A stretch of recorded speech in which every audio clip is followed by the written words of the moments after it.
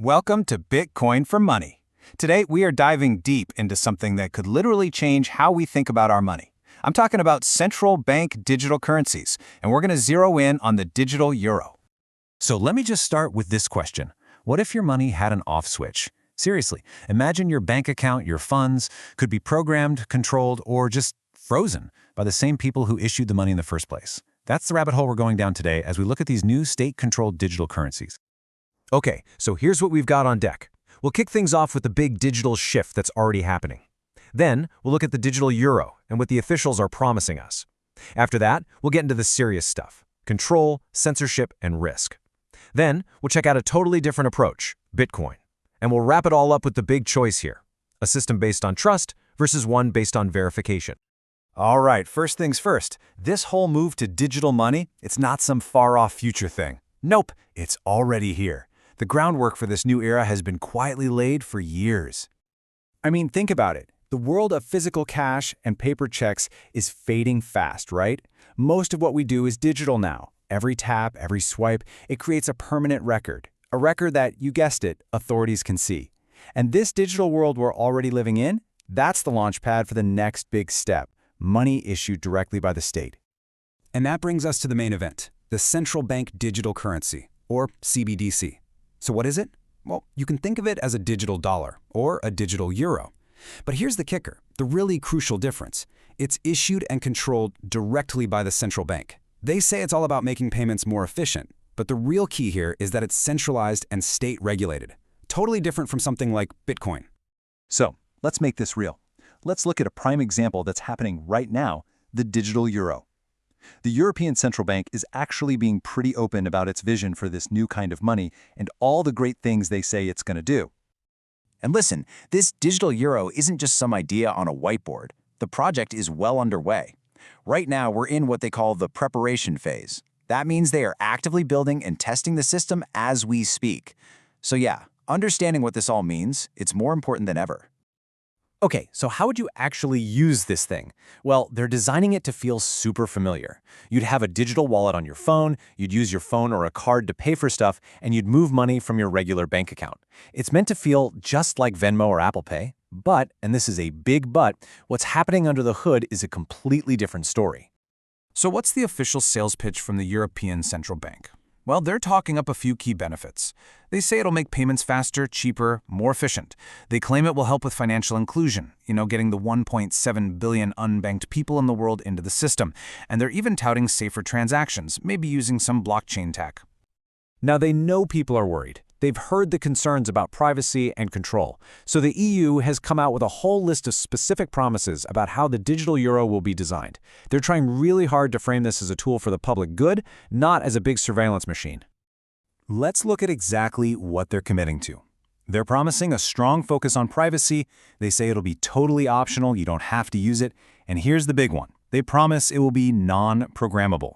That means, in theory, no built-in rules about where, when, or how you can spend your own money. So, that's the official story. But here's where we have to pause. Can we really trust these promises? I mean, once the technology, the infrastructure is built and rolled out, what's to stop a future government with a different agenda from just changing the rules?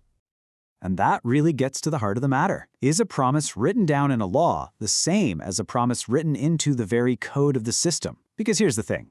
Laws can be changed. Politicians change, emergencies happen, rules get rewritten.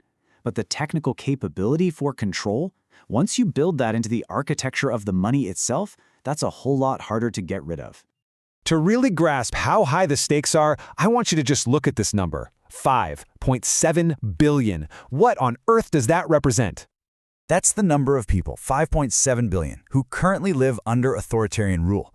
That's 72% of the world's population.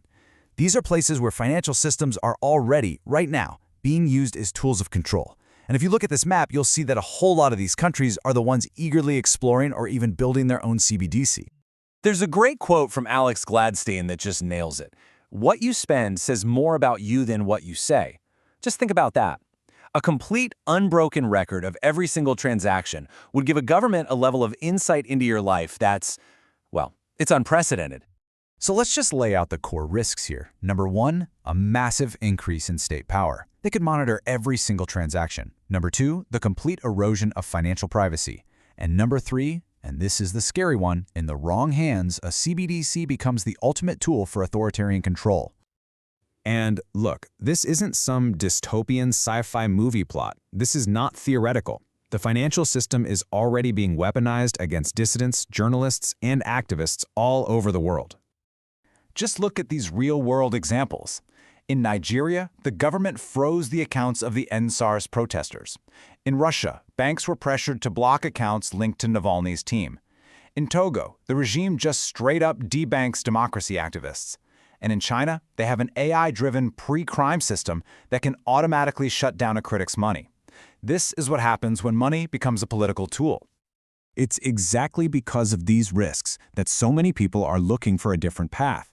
And that brings us to Bitcoin, because Bitcoin isn't just another digital currency. It's a fundamentally different kind of system, one that was built from the ground up to resist this very kind of centralized control. You know, for human rights activists who are on the front lines of financial repression, Bitcoin is becoming an essential tool.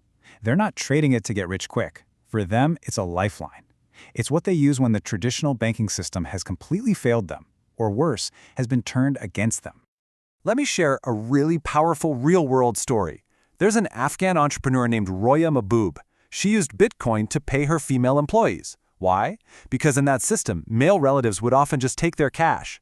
Bitcoin gave them financial independence. And then, when Kabul fell and the whole banking system collapsed, the women who had saved their private keys, basically their password to their money, they could still access their funds. It literally became their ticket to escape. That story just perfectly highlights what makes Bitcoin so different. It's permissionless, your transaction goes through without needing anyone's approval. It's censorship resistant, no central authority can freeze or seize your funds. And it's borderless. It works anywhere there's an internet connection, even in places the dollar system can't reach. So this all brings us to the final, fundamental choice. It's really the core of this whole debate. We are standing at a crossroads with two completely diverging paths for the future of our money. And the core difference boils down to this. A CBDC requires you to trust the rulers, the politicians, the central bankers who control it.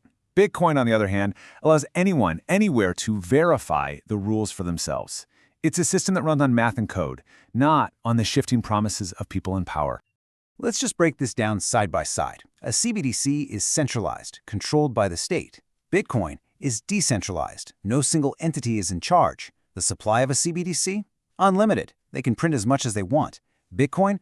Hard capped at 21 million, period. And censorship? A CBDC is built for it. The state can freeze your account. With Bitcoin, transactions are basically unstoppable. And it goes deeper. A CBDC's code will likely be a closed black box. The rules can be changed behind closed doors without any of us knowing. Bitcoin's code? It's open source. Anyone can read it, check it, and verify the rules. And that brings us right back to our main point. One system demands your trust, the other is built on verification. So let's circle back to the digital euro for a second. The EU is making all these nice promises, right? Privacy, no programmability, but here's the unavoidable truth. In a centralized system, the underlying code can always be changed. The potential for surveillance and control, once it's built into the system's DNA, it doesn't just go away. It's a permanent feature waiting to be switched on. And this quote from our source material really says it all. A blockchain controlled by the state is not necessarily immutable. Just because they call it a blockchain doesn't mean it can't be changed. If one entity, the state, controls it, they can always change the rules. That's the night and day difference compared to a truly decentralized network where no one person can just decide to change the rules for everyone. So, when you strip it all away, the final question we're left with, it isn't really about technology. It's about who you believe should have control. Who should have the final say over your money? The state or you?